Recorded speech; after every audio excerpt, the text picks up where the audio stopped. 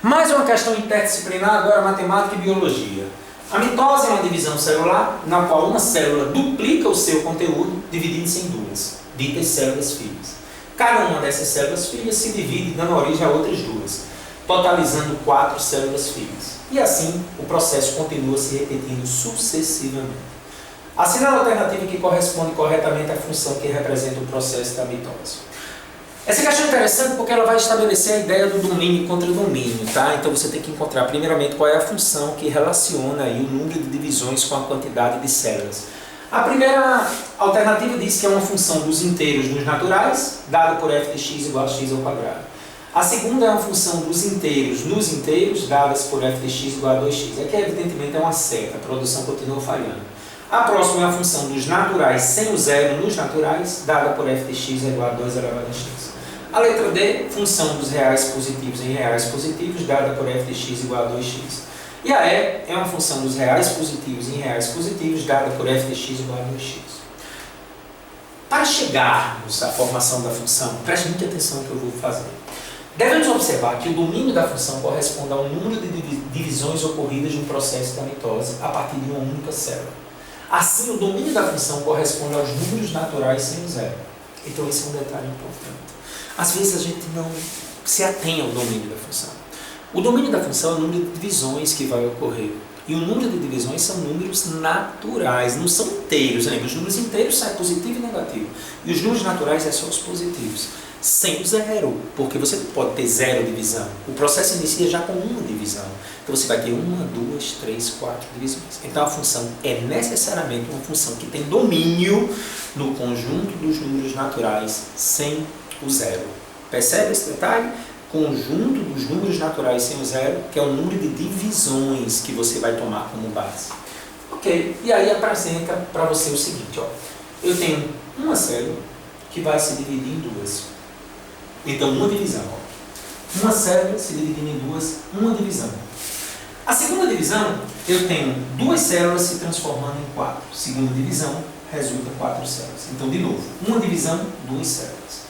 2 divisões, 4 células.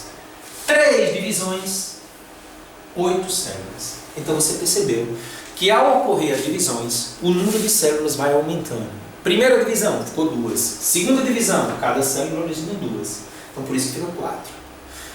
Terceira divisão, cada uma das 4 células origina 2, fica 8. Então fica fácil perceber o que é que você tem aí, né? Não fica? Então vem comigo, ó. Observe que sendo x o número de divisões, obteremos x igual a 1, 2, 3, que resultará em um número y de células dado por isso aqui.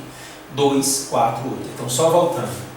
Quando x é 1, eu tenho 2 células. Quando x é 2, 4 células. Quando x é 3, 8 células. Ou seja, o número de células depende do número de divisões. Fica fácil perceber, então, que a lei de formação é 2 elevado a x. Ah, professor, não entendi por quê. Vem cá. Quando x é 1, 2 células. 2 elevado a 1, 2. Quando x é 2, 4 células. 2 ao quadrado, 4.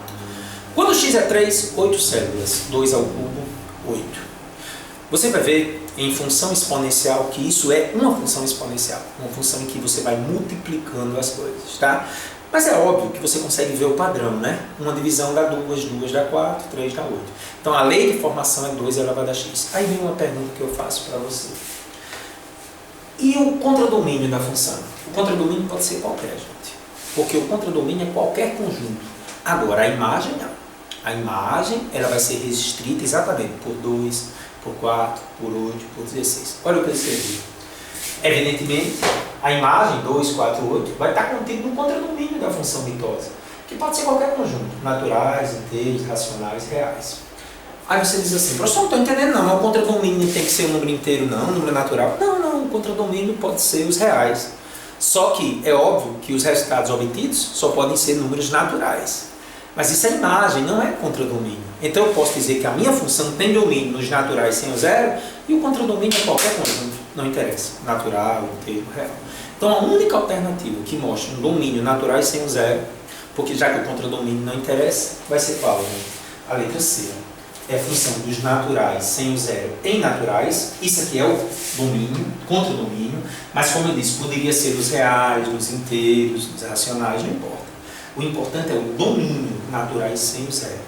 O contradomínio pode ser qualquer um, embora a imagem seja só apenas números naturais, 2, 4, 8. Então a lei de formação é 2 elevado a x e a função é naturais sem o zero em qualquer conjunto. Nesse caso, por eliminação, só pode ser a letra C, não tem nenhuma outra. Vamos só observar, ver se é verdade mesmo. Todas as funções aqui, ó, a única que tem naturais sem os zeros é a letra C, justificando o que eu estou falando.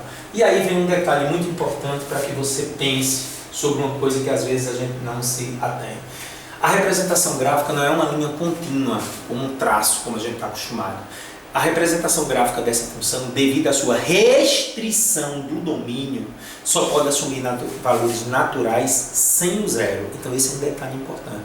Você nunca poderia ter um valor de x 0,5, 1,5. Os valores de x só podem ser 1, 2, 3, 4. Então a representação gráfica dessa função jamais seria uma linha assim.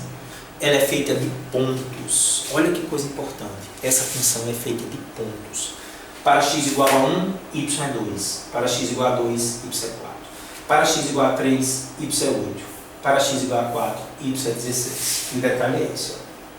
2 elevado a x é uma função injetora, porque o número de divisões só corresponde a um número possível de células. Então fica o detalhe. O domínio nessa função fez com que a representação gráfica não fosse a tradicional linha, e sim pontos, porque o domínio são números naturais sem o zero. Aliás, é assim também que ocorre em PA e PG, tá? PA são números naturais, PG também.